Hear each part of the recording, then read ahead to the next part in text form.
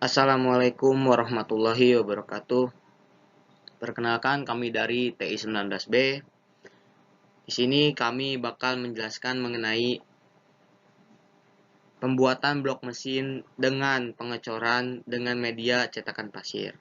Sebelum ke materi, saya ingin memperkenalkan satu persatu anggota dari kelompok kami. Pertama, ada saya sendiri, nama saya Rian Ardiansah, ada Adi Ridwan, ada Daniel, ada Cahya Rukiat, ada Fahrizal Yulianto.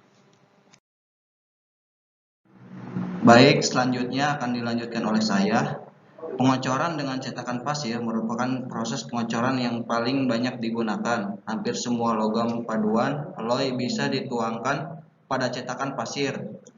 Proses pengecoran dengan cetakan pasir juga dapat digunakan untuk logam dengan suhu cair tinggi seperti baja, nikel, dan titanium.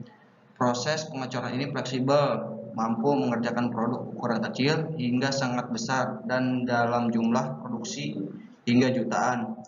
Pengecoran dengan cetakan pasir dikenal dengan sebutan sand casting atau sand molding casting.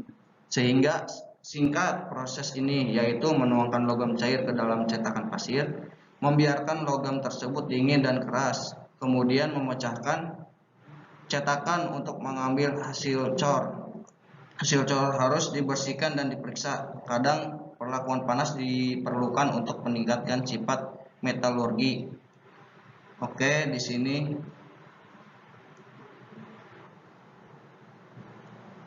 dan di sini adalah yang putih sebagai pasir ya, sebagai media cetak pasir. Lalu dan yang biru ini adalah plat baja yang sudah dicairkan tadi. Dan ini prosesnya dari logam baja yang sudah dicairkan tadi masuk ke dalam cetakan. Dan ini logam cairnya sudah memenuhi cetakan. Lalu setelah memenuhi cetakan, tunggulah kemudian cetakan untuk mengambil hasil cor tadi.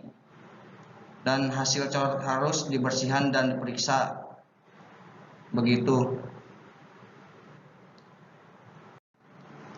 Selanjutnya akan dilanjutkan oleh saya membahas mengenai sketsa produk blok mesin.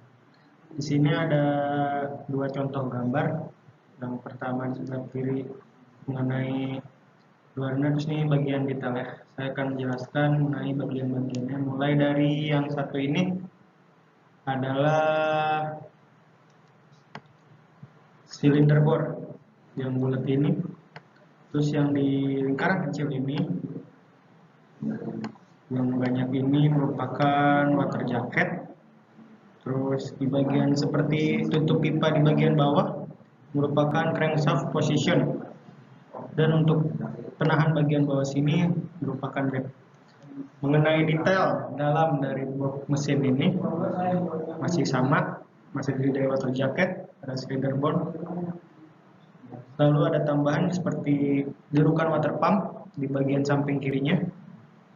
Ditambah seperti bagian di luarnya ada derukan crankshaft.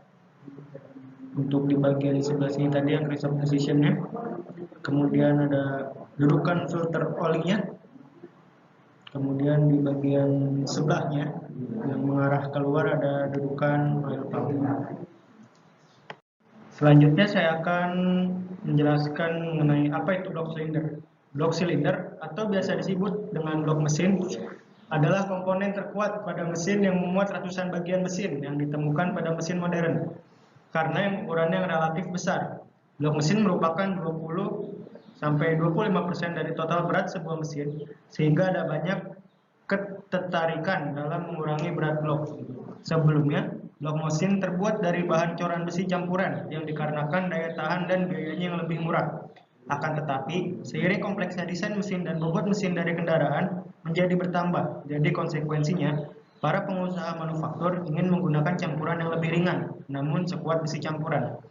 Bahan yang digunakan salah satunya adalah material campuran aluminium. Pada tahun 1930, bahan campuran aluminium jarang digunakan karena masalah daya tahan. Selanjutnya, pada tahun 1960 sampai 1990, penggunaan campuran aluminium tersebut digunakan pada blok mesin melonjak. karena dapat meningkatkan efisiensi bahan bakar dan performa mesin. Kedua material ini digunakan secara eksklusif untuk fabrikasi blok mesin. Akhir-akhir ini, proses material baru telah membuat campuran magnesium.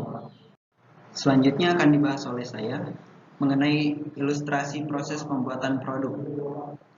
Tempat casting plant yang dimiliki PT ternama yang bergerak di manufacturing ini memiliki ruangan yang begitu panas. Sisa material berupa plat baja yang digunakan dalam pembuatan rangka dan bodi tidak dibuang, melainkan dibawa ke casting plant untuk kemudian dilebur. Material ini dimanfaatkan untuk mencetak blok mesin berkode 1TR untuk Kijang Innova dan 2TR untuk milik Fortuner. Setelah dipanaskan hingga suhu 1500 derajat Celcius, bubur baja tersebut dituang ke wadah pencetak. Disebutkan, operator pada level ini memiliki skill tinggi karena dibutuhkan konsentrasi lebih dan presisi dalam menuang adonan bubur baja. Oleh karena itu, tidak sembarang menempatkan orang di posisi ini. Dalam proses pencetakan blok mesin menggunakan material pasir. Kenapa pasir? Karena selain tahan panas, material ini bisa dilebur digunakan kembali. Pasir baru bisa meleleh dalam suhu 1800 derajat Celcius. Nah, di sini ada gambar bagaimana blok mesin dileleh atau dileburkan pada suhu derajat 1800 Celcius. Nah, dalam suatu hari, casting plant di plant Buan Suter mampu memproduksi 1000 mesin blok mesin Kijang Innova dan Fortuner, sehingga blok mesin dikirim ke plant 1 untuk di finishing. Nah, di sini ada gambar bagaimana proses pembuatan blok mesin dengan metode casting. Oke, selanjutnya akan saya serahkan kepada teman saya. Terima kasih. Oke, selanjutnya akan dilanjutkan oleh saya. Bagian luar dan dalam blok mesin tersebut dibuang sebanyak 2 mm agar permukaannya halus dan tidak meninggalkan sisa-sisa cetakan. Mesin-mesin yang sudah dirakit langsung diuji kemampuannya. Dalam proses pengujian waktu yang ditetapkan tidak lama, mesin ini tidak hanya untuk memenuhi kebutuhan domestik, tetapi juga diekspor ke 70 negara tujuannya. Mesin yang akan diekspor ini dibungkus dalam wadah plastik, lalu dikemas dalam kemasan khusus. Untuk pasar domestik, mesin ini dikirim ke pabrik yang ada di Karawang guna dirakit dan menjadi sebuah mobil utuh ya. Oke, selanjutnya di sini saya ingin memperlihatkan cuplikan mengenai proses pembuatan blok mesin dengan media cetak pasir ya. Jadi mengurangi limbah pabrik kan? Besi dilebur dengan panas mencapai 1500 derajat Celcius. Dalam satu tungku dapat melebur besi sampai 3 ton. Hanya dalam waktu 45 menit, besi sudah cair.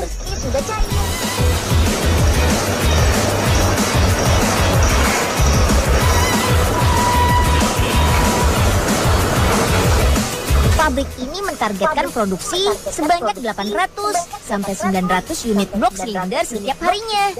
Wah, banyaknya. Cetakan menggunakan media pasir yang sudah dipadatkan dan membentuk pola silinder blok.